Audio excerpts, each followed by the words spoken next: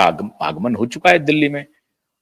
गुलाबी ठंड का माहौल है दिल्ली में, तो गुलाबी ठंड का माहौल लेने के लिए श्रीमान आदित्य ठाकरे दिल्ली तशरीफ लाए और हरे भरे लॉन में बैठ करके सोचा कि जरा मीडिया वालों से बात कर लें।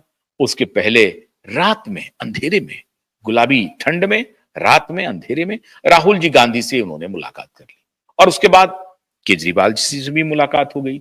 लेकिन केजरीवाल जी से मुलाकात के पहले का जो वीडियो है वो मैं पहले आपको सुनाता हूं और फिर मैं आपको बताता हूं कि ये इन्होंने किस प्रकार से अब सरेंडर कर दिया और किस प्रकार से कंफर्म कर दिया कि हमारे सारे दरवाजे बंद हो गए हैं, अब मेरे पास कोई रास्ता नहीं है। तो ठाकरे बौखला गए हैं और हारे हुए के साथ खड़े होकर के सोचते हैं कि मोदी को, अमित शाह को, फडणवीस को यह संकेत दिया जाए कि हमारे खिलाफ अगर कोई एक्शन हुआ तो हम छोड़ेंगे नहीं। ये गीदड़ भभकी देने के लिए माननीय ठाकरे दिल्ली के गुलाबी ठंड में पहुंच गए हैं। पहले उनकी प्रतिक्रिया में जरा सुना दूं, उसके बाद मैं इसकी विवेचना करके बताता हूं कि ये क्या क्या गुल खिलाने के लिए यहां पर आए थे और उस गुल का हुआ क्या। जरा सुनिए बाइट से। कल देर रात को मुलाकात हुई, आज अरविंद जी से मुलाकात हो रही है। इसका तात्पर्य यही है कि जो भविष्य है हमारे देश का आज भी एक कोहरे में है, एक धुंधला हो गया है। क्योंकि अगर आप देखें तो पूरे देश में हर कोई चुनाव जो होता है, वोटर फ्रॉड और ईवीएम फ्रॉड, ये दोनों अगर सिस्टम्स अगर आप देखें तो हमें पता नहीं चलता कि हमारा वोट जा रहा है कहाँ। फ्री एंड फेयर इलेक्शंस क्या हमारे देश में हो रहे हैं, क्या चुनाव हमारे फ्री एंड फेयर है, ये पूछने का वक्त आ गया है। और हम प्रिटेंड कर रहे हैं, हम एक बर्ताव कर रहे हैं ऐसे कि हम डेमोक्रेसी में है, लेकिन शायद हमारी डेमोक्रेसी अब नहीं रही है। ये जो प्रिटेंशियस डेमोक्रेसी है उसे दूर करने के लिए हर एक पक्ष को साथ में आना होगा।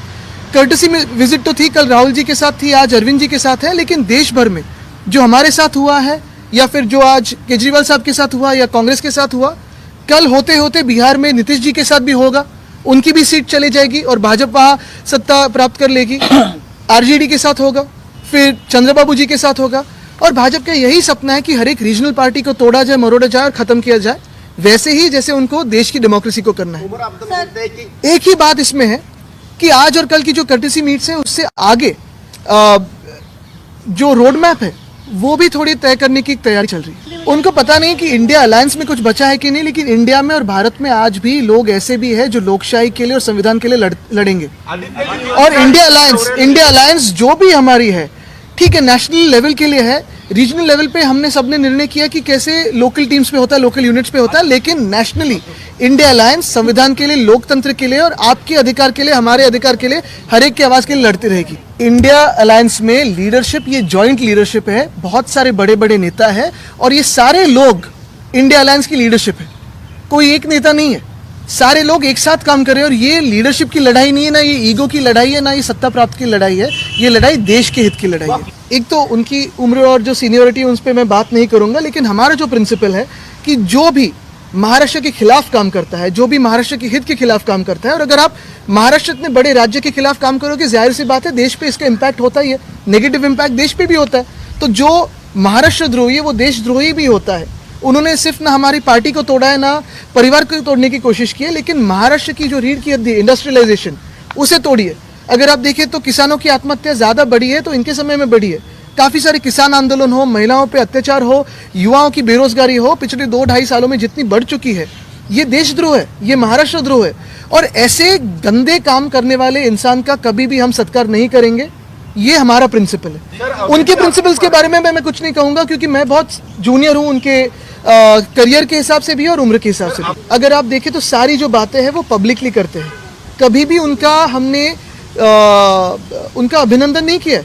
हम अभी भी कह रहे हैं कि ये इलेक्शन चोरी का इलेक्शन है, लेकिन जो काम है, जो जनता के काम है, जाहिर सी बात है वो उनके सामने रखेंगे। लेकिन हमारे कोई भी व्यक्ति गद्दार एकनाथ शिंदे के पास नहीं जाएगी। देखिए जो पार्टी बदलू है वो हमें ना ये सीख दे, जो खुद की सीट खो चुके थे, फिर सीट चाहिए थी इसलिए उन्होंने पार्टी बदली। जिन्होंने सब कुछ एक पार्टी से लिया, जिनके परिवार ने सब कुछ एक पार्टी से लिया, वो दूसरे पे ना कमेंट करे, क्योंकि पार्टी बदलने के बाद कोई अधिकार नहीं रहता है। जो आन बान शान की बात करते हैं वो महाराष्ट्र से सीखे और मध्य प्रदेश से भी सीखे और उन व्यक्तियों से सीखे जो सबसे कठिन परिस्थिति में भी लड़ते हैं अपने लोगों के हित के लिए, पार्टी नहीं बदलते। अरे करते रहे, वो पार्टी तोड़ते रहे, लेकिन मेरे राज्य के बारे में या मेरे देश के हित के बारे में तो कुछ काम करे। आज भी झगड़े जो चल रहे हैं तीनों पार्टी में, जो एक गद्दार गुट है, दूसरा चोरी का गुट है और तीसरा जो भाजपा है, किस पे झगड़े चल रहे हैं?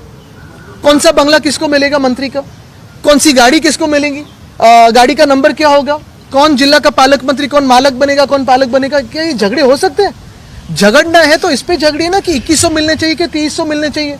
लाड़की बहना योजना, उसका क्या अमल हुआ है अभी भी? तो इस पे झगड़िए, चलो हम भी साथ देते हैं उसका। अगर आपको याद होगा तो मैंने ये चुनाव के दरमियान भी कहा था कि कहीं ना कहीं किसी कोर्ट में जाके भाजपा ये स्कीम्स को बंद करने वाली है। आज ये पिटिशनर कौन है मुझे पता नहीं, ये सुमोटो है मुझे पता नहीं, लेकिन यही भाजपा का तंत्र है। शायद बिहार के इलेक्शन के बाद और महाराष्ट्र में जो लोकल बॉडी इलेक्शंस है उसके बाद ये जो लाडली बहना है, लाडला भाऊ है, ये सारे स्कीम्स भाजपा ही बंद करेगी, क्योंकि ये भाजपा का मोडस ऑपरेंडी है। आइए, सुन लिया आपने। अब इनकी बेशर्मी देखिए, ये कह रहे हैं कि पार्टी को तोड़ रहे हैं, कोई बात नहीं।